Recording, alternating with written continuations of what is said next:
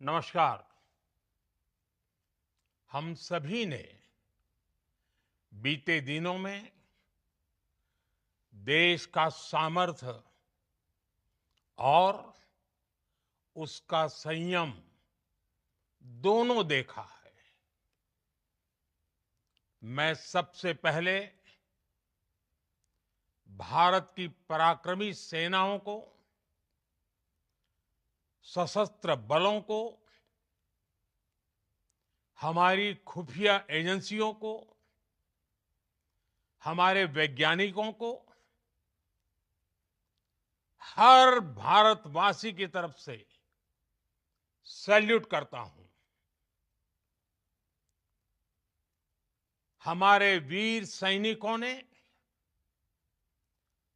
Operation सिंदूर के लक्ष्यों की प्राप्ति के लिए असीम शौर्य का प्रदर्शन किया। मैं उनकी वीरता को, उनके साहस को, उनके पराक्रम को आज समर्पित करता हूं हमारे देश की हर माता को, देश की हर बहन को और देश की हर बेटी को ये पराक्रम समर्पित करता हूं। साथियों, 22 अप्रैल को पहलगाम में आतंकवादियों ने जो बर्बरता दिखाई थी, उसने देश और दुनिया को झकझोर दिया था। छुट्टियां मना रहे निर्दोष मासूम नागरिकों को धर्म पूछकर उनके परिवार के सामने, उनके बच्चों के सामने बेरहमी से मार डालना, यह आतंक का बहुत विभत्स चेहरा था, क्रूरता थी। ये देश के सद्भाव को तोड़ने की घिनौनी कोशिश भी थी। मेरे लिए व्यक्तिगत रूप से ये पीड़ा बहुत बड़ी थी। इस आतंकी हमले के बाद सारा राष्ट्र, हर नागरिक, हर समाज, हर वर्ग, हर राजनीतिक दल एक स्वर में आतंक के खिलाफ कड़ी कार्रवाई के लिए उठ खड़ा हुआ। हमने आतंकवादियों को मिट्टी में मिलाने के लिए भारत की सेनाओं को पूरी छूट दे दी और आज हर आतंकी, आतंक का हर संगठन जान चुका है कि हमारी बहनों बेटियों के माथे से सिंदूर हटाने का अंजाम क्या होता है। साथियों, ऑपरेशन सिंदूर ये सिर्फ नाम नहीं है, ये देश के कोटि कोटि लोगों की भावनाओं का प्रतिबिंब है। ऑपरेशन सिंदूर न्याय की अखंड प्रतिज्ञा है।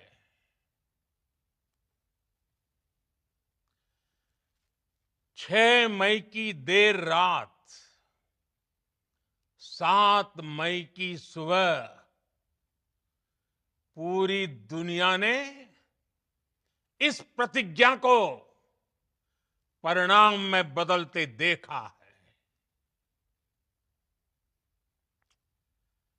भारत की सेनाओं ने पाकिस्तान में आतंक के ठिकानों पर,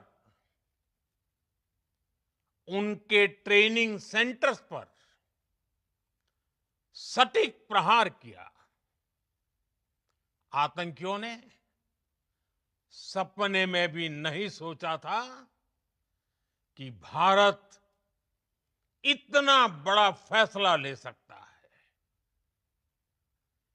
लेकिन जब देश एकजुट होता है, नेशन फर्स्ट की भावना से भरा होता है, राष्ट्र सर्वोपरि होता है,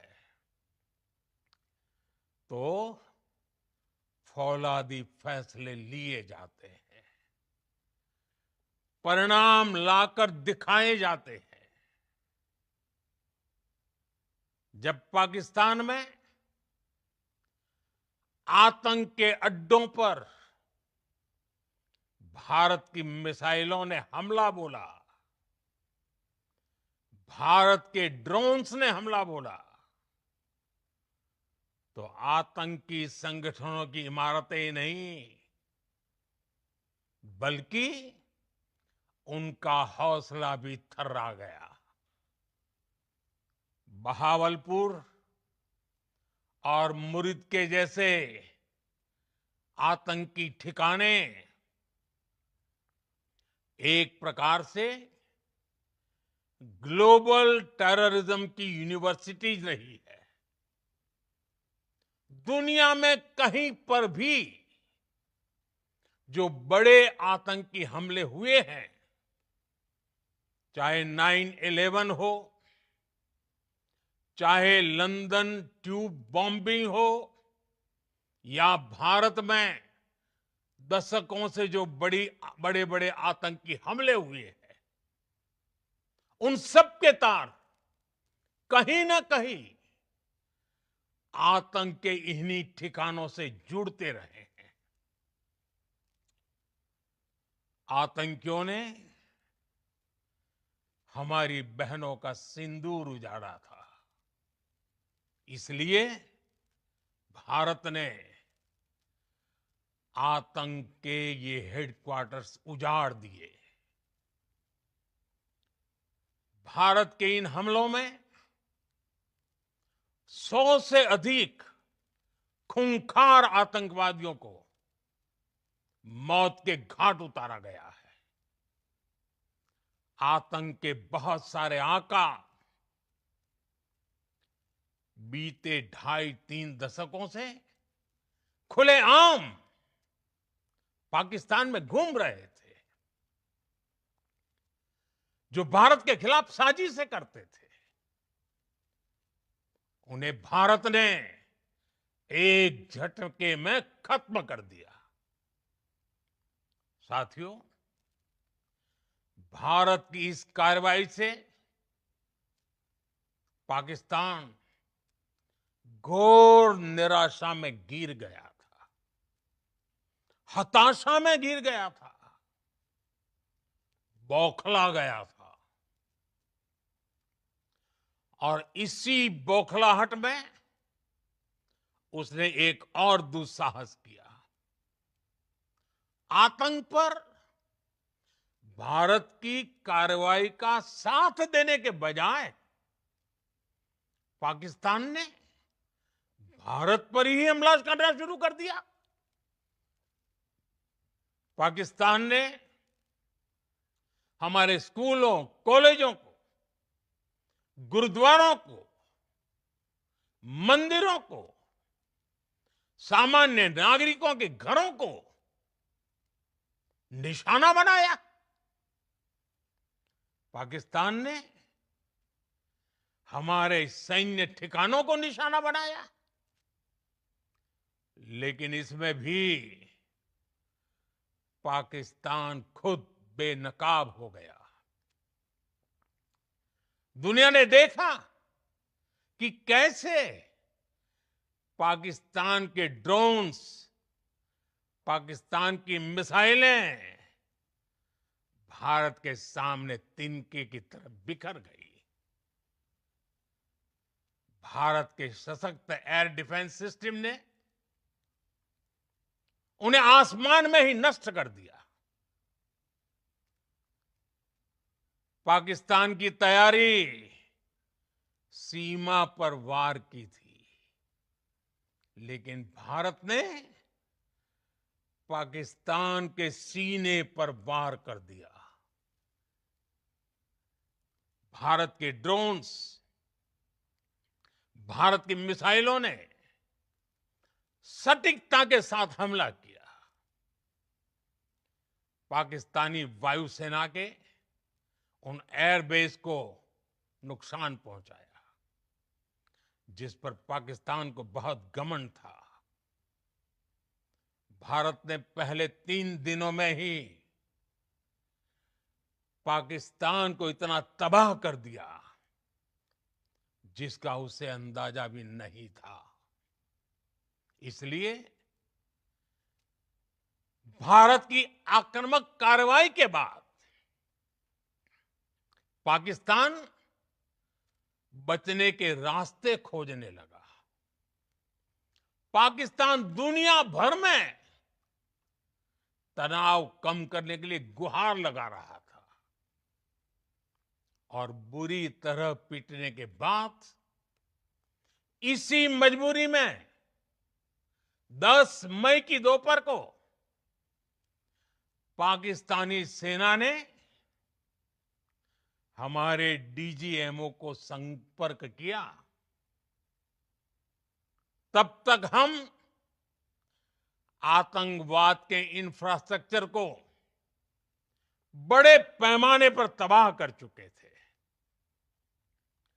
आतंकियों को मौत के घाट उतार दिया गया था।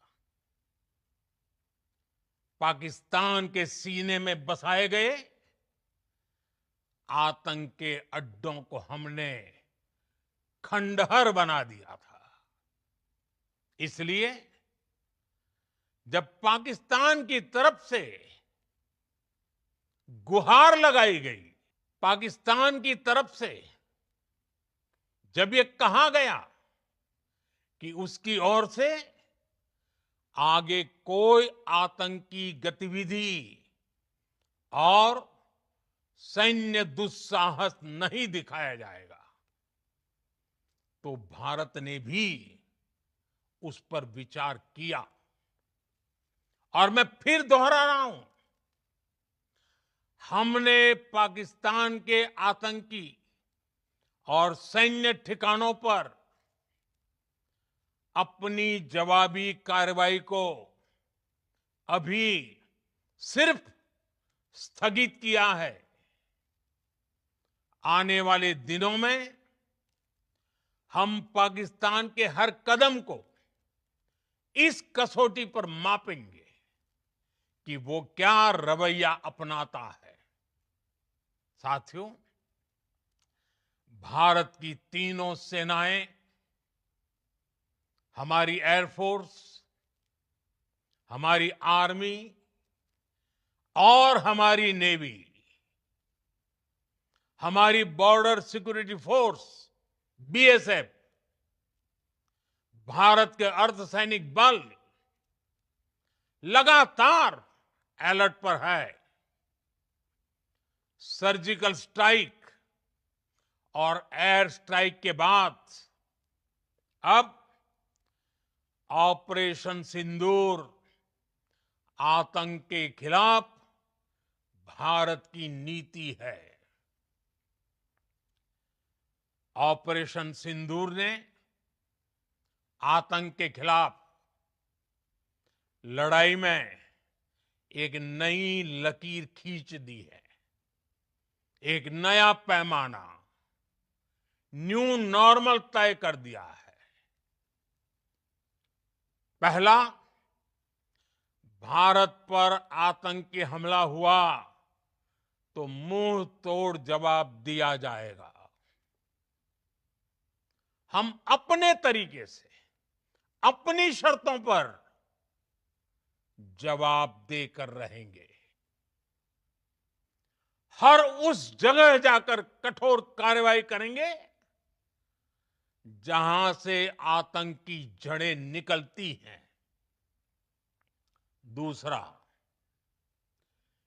कोई भी न्यूक्लियर ब्लैकमेल भारत नहीं सहेगा। न्यूक्लियर ब्लैकमेल की आड़ में पनप रहे आतंकी ठिकानों पर भारत सटीक और निर्णायक प्रहार करेगा। तीसरा, हम आतंक की सरपरस्त सरकार और आतंक के आकाओं को अलग अलग नहीं देखेंगे। ऑपरेशन सिंदूर के दौरान दुनिया ने पाकिस्तान का वो घिनौना सच फिर देखा है, जब मारे गए आतंकियों को विदाई देने पाकिस्तानी सेना के बड़े बड़े अफसर उमड़ पड़े। स्टेट स्पॉन्सर्ड टेररिज्म का ये बहुत बड़ा सबूत है।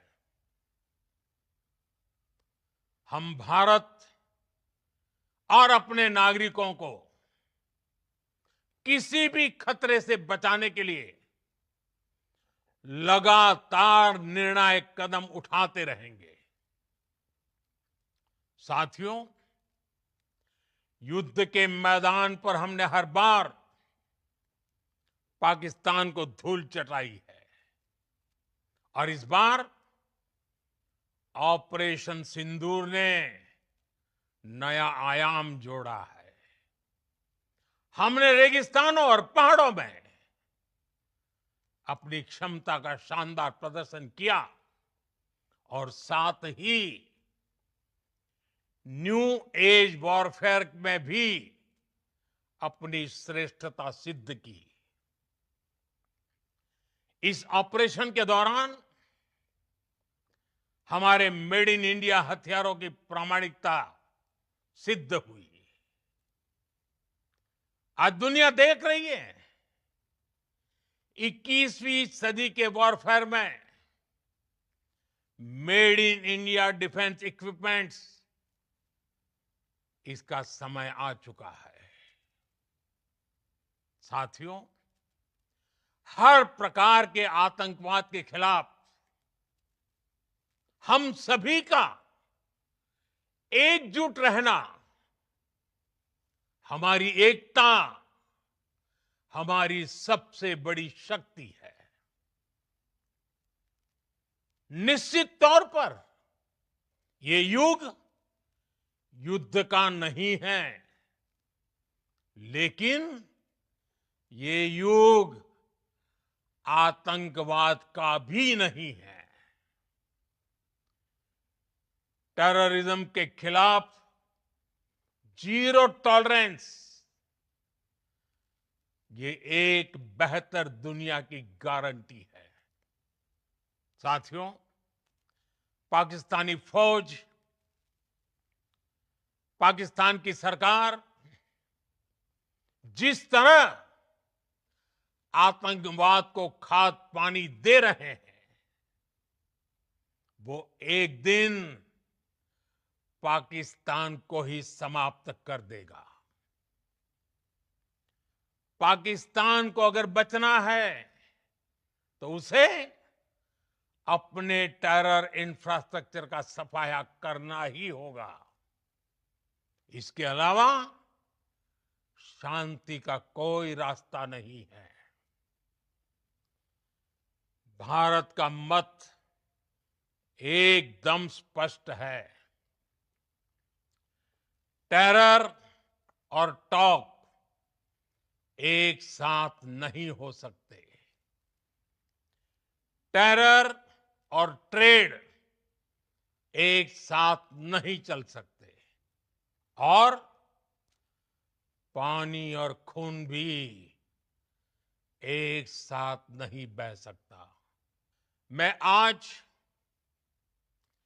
विश्व समुदाय को भी कहूंगा, हमारी घोषित नीति रही है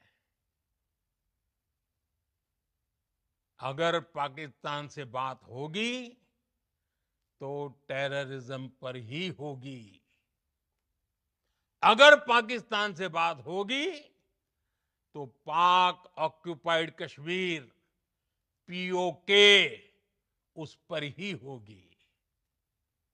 प्रिय देशवासियों, आज बुद्ध पूर्णिमा है।